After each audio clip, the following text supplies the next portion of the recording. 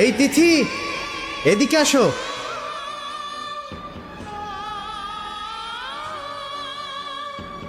তিথি, কেমন আছো? আমি ভালো আছি। আমার তো বিশ্বাসই হচ্ছে না যে তোমাকে আমি সামনাসামনি দেখতে পাচ্ছি। তোমার মেয়ে না? মাশাআল্লাহ, খুব সুন্দর, একদম পুরো তোমার মতো হয়েছে। হাজবেন্ড একদম পুরো পিওর জেন্টলম্যান। তিথি কে ইনি? ফ্রেন্ড, তিথির অনেক আগের বন্ধু। দুলাভাই এই সেই রুদ্র। কি ব্যাপার, তোমরা এখনো এখানে দাঁড়িয়ে আছো? ট্রেন এখনো আসেনি?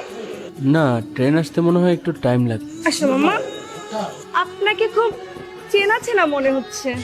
আরে চেনা চেনা তো লাগবেই। ও হচ্ছে তিথি সেই না বলো ভালোবাসা, যার জন্য তিথি বিয়েটাই ভেঙে দিয়েছিল। ও আচ্ছা, আপনি সে।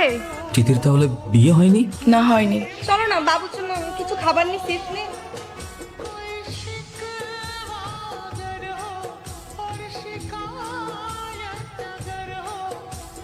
সত্যি তুমি বিয়েটা ভেঙে দিয়েছো? তো কি করব, বিয়ে না ভেঙে তো আর কোনো উপায় ছিল না। আমি এমন একটা বাবা মানুষকে ভালোবাসলাম যে আমাকে ভালোবাসলো ঠিকই, কিন্তু বলতে আর পারলো না।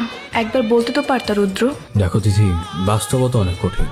ভালোবাসলেও সেই সময়টাতে ভালোবাসি বলার মতো সিচুয়েশন ছিল। ছেলেটার মা মৃত্যুসজ্জায় ছিল। দিন রাত 24টা ঘন্টা ছেলেটার মায়ের মৃত্যু ভয়ে তার দিন কাটত। ভাগ্যের কি দিন পরিণত দেখো, ছেলেটার মায়ের আগে তার বাবা চলে যায়। ঠিক সেই সময় তোমার বাবা এসে বলে তোমার বিয়ে ঠিক হয়ে গেছে। তখন সেই ছেলেটার কি বা করার ছিল বলো? তাই বলে এভাবে হারিয়ে যাবা? যাকে ভালোবাসি তাকেই যদি না পাই, থেকেই বা কি করবো? তুমি জানো না রুদ্র, তুমি হারিয়ে যাওয়ার পর আমি তোমাকে প্রত্যেকটা সেকেন্ড, প্রত্যেকটা মিনিট কতটা মিস করেছি। তোমার কি একবার ওই তিথির কথা মনে পড়েনি? আমি হয়তো তোমাকে বলতে পারিনি, কিন্তু আমার একটা আত্মবিশ্বাস ছিল যে কোনো না কোনো দিন আমি তোমাকে পেয়ে যাব। আর সেই জন্য আমি এখনো বিয়েই করিনি। সৃষ্টিকর্তা বড়ই মহান, দয়াবান।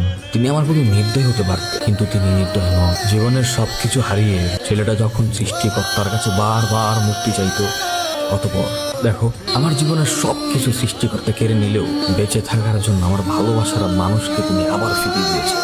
রুদ্র, আমি কি তোমাকে একটু জড়িয়ে ধরতে পারি?